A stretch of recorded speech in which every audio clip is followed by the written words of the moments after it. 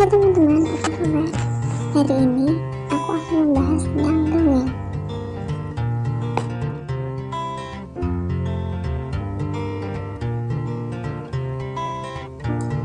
Lalu apa itu dongeng?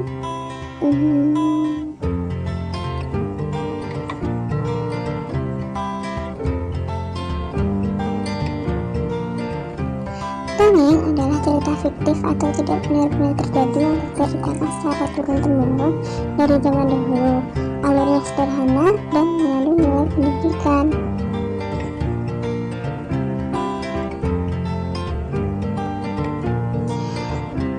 Dongeng merupakan karya sastra warisan nenek moyang Indonesia loh. Lalu, apa manfaat dongeng?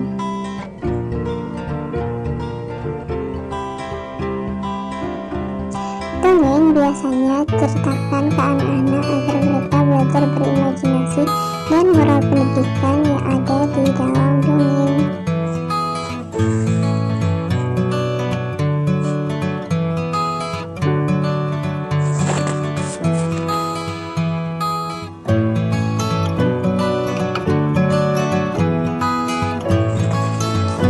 Manfaat lain yang pertama adalah perkembangan kognitif atau kecerdasan, kedua perkembangan sosial dan selanjutnya. Terus ada ciri-ciri dongeng.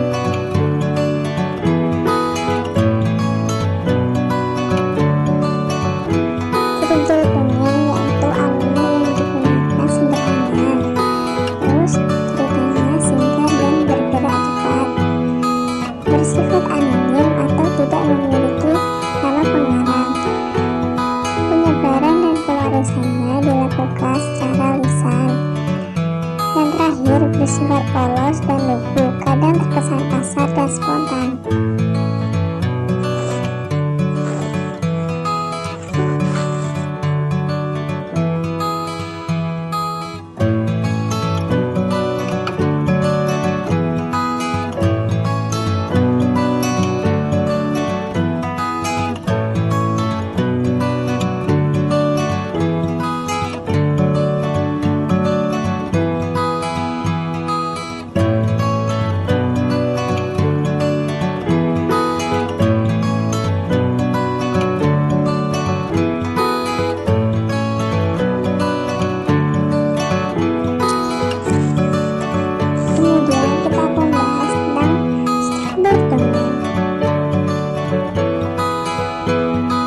Dongeng ada tiga.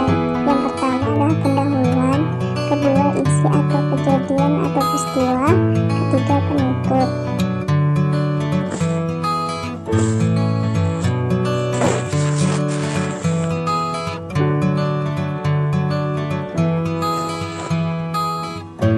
Unsur intrinsik dongeng.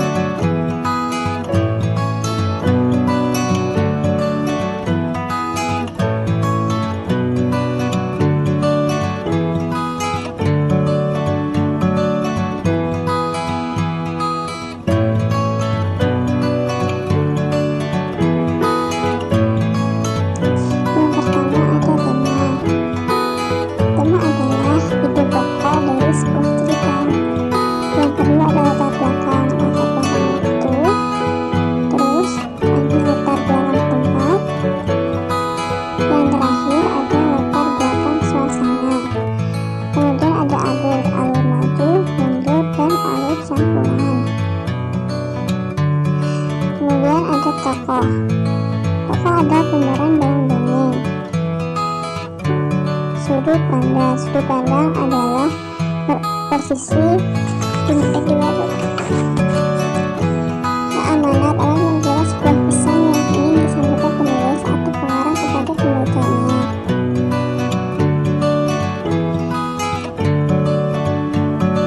Lalu jenis-jenis dongeng.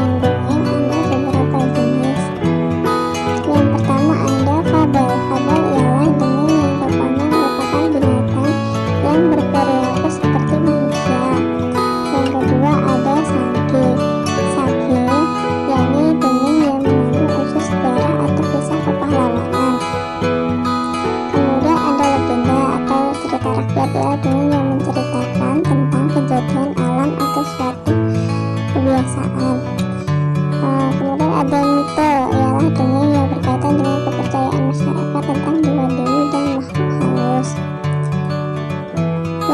terakhir ada parabel. Parabel adalah dongeng yang mengandung nilai-nilai pendidikan, juga berupa cerita pendek. Selanjutnya, dongeng penutup.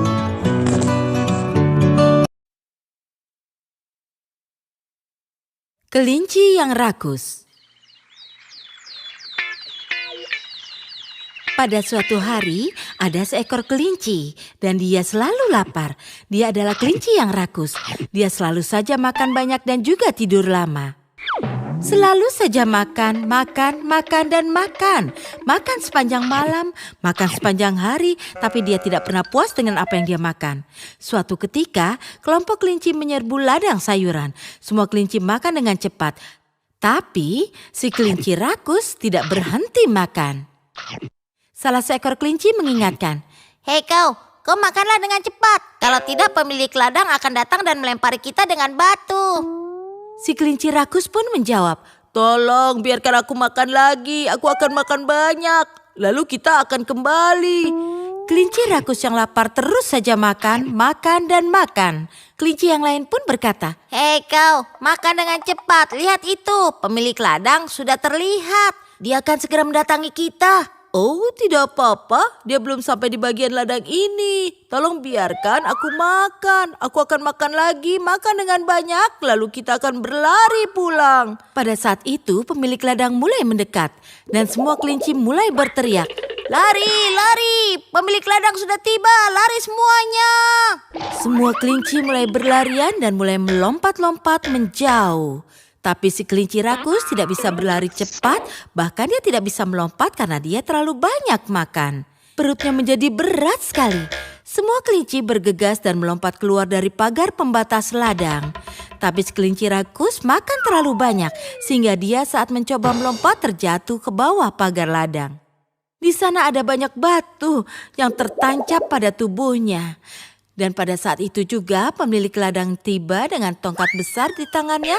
Dia mengayunkan tongkatnya kepada si kelinci rakus dan mengenainya dengan telak. Berlari sambil terpincang-pincang, kelinci rakus akhirnya berhasil mencapai rumahnya. Dia pun berpikir, "Oh, akhirnya aku selamat, syukurlah."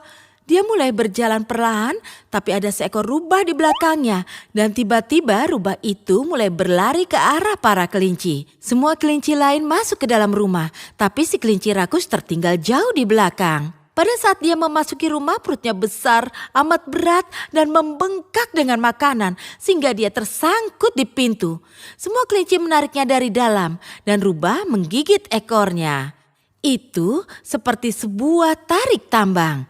Dan si kelinci rakus mulai berteriak dan menangis, tapi rubah tidak melepasnya. Pada akhirnya ekor kelinci rakus putus dan rubah pun terjatuh dengan suara yang keras. Semua kelinci akhirnya berhasil menarik si kelinci rakus ke dalam rumah. Hari ini kebiasaan rakus si kelinci rakus akhirnya membuatnya berada dalam masalah. Nyawanya selamat tapi kehilangan ekornya.